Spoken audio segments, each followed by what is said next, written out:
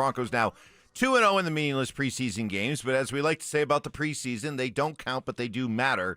And I don't know, Stoke, if the Broncos have enough elite talent to quickly rise among the AFC contenders, but there's no doubt they have a lot of depth. And you were talking about how they've been able in the last 3 years to really build up that depth. I think what happens is they have a very clear idea of the kind of player that they're looking for in terms of makeup. But I think it also helps when you have somebody like a Sean Payton who had the success that he had in New Orleans with the players that he did.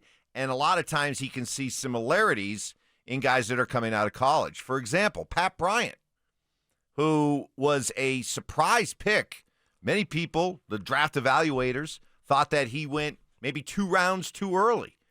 But the Broncos, Peyton saw something, and maybe he saw a lot of Michael Thomas, because during the broadcast, and we've heard this a couple times throughout the course of training camp, that Pat Bryant's been studying a lot of Michael Thomas tape in New Orleans, and Thomas was just a pass-catching machine. So there's a great example, perhaps, of why this team's been able to turn over this roster so fast. Oh, yeah, absolutely. I think you're all over. You look at Sean Payton and what he was able to do with the Saints, and now all of a sudden, you come to Denver and it's the same recipe. You got to draft the right guys. You got to have a clear-cut plan. And when you have the consistency with your coaching staff, now you're building off the previous years, and you're drafting for a certain scheme or a certain system, which we haven't had around here in a long time. It's been new coach, new system, new schemes, all of those things, and it's hard to build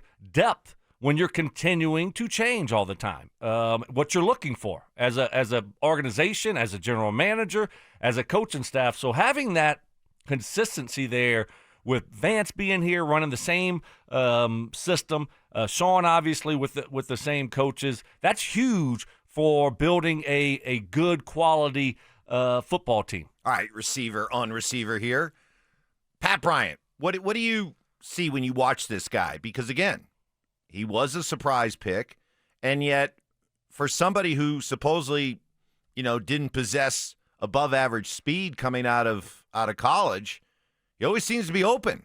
Is it just some receivers just have that knack, you would know, of just knowing how to get open? Yeah, absolutely. Doesn't really matter if you don't have blinding speed? Yeah, I think you're spot on. When I was watching the game and taking my notes, I'm just watching this guy, and I put in my notes, I think Pat Bryant has great hands. I think he's one of those receivers that has great hands, and he's strong, and he's physical, and he's tough, and he's a really good route runner, right? Maybe he's not a 4.29, 4.3 wide receiver, but, man, he does a lot of things really well. They had a third down catch there, I think, in the second quarter that, Stidham threw it low, went down there, plucked it with his hands for a first down. And to be doing it at this level right now as a rookie, to be as consistent as he's been as a rookie, very impressive. I like Pat. So what would be your wide receiver pecking order right now? If you had to rank them beyond Courtland Sutton at 1, just what's your power rankings, wide receiver Bronco power rankings look like? Wow. Obviously, Courtland is 1, and then you look after that. And, again, I think what we're going to see and what I would do is I don't have a guy just out there playing 50, 60 plays a game. I'm rotating. Franklin and Vele have both done a really nice job, and I want to get them on the football field as much as possible. And then, obviously, Mims has a role in this offense, but I think it's the role kind of that we saw him play last year, where he gets on the field, he's a home run threat, he's the reverse guy, he's the jet sweep guy, he's the screen guy. Which makes him the, come on, you struggled with this last year. Hybrid. No. Utility knife. Close.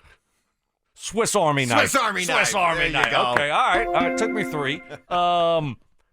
And then, but I got to get Pat Bryant on the field now. I know. I want to get him on the field, but we're just going to take it slow with Pat Bryant.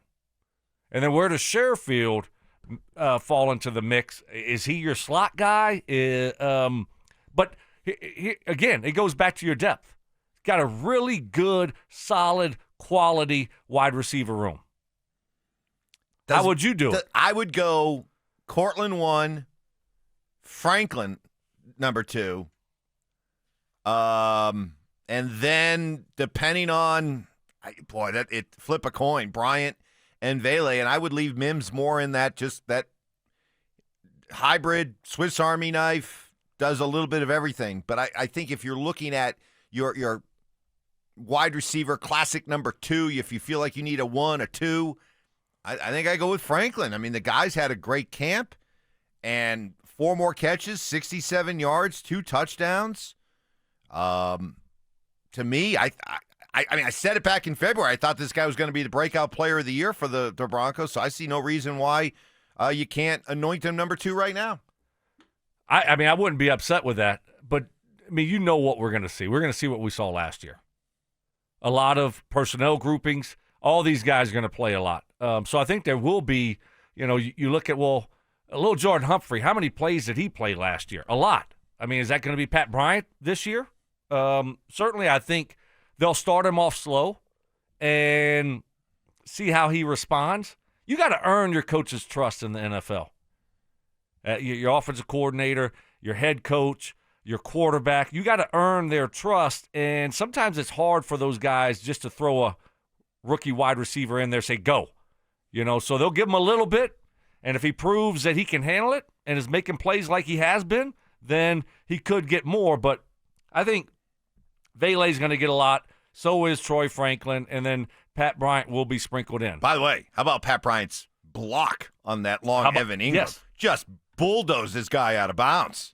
Pushed him about 15 yards. Right. That was nice. Kind of reminded me of myself back in the day, just bulldozing people off the football field into the bench. Have a seat. Wasn't that your nickname? Stokley. Pancake? Wasn't that your nickname? Didn't Jeff Saturday come to you, and isn't that where you got the whole pancake thing from?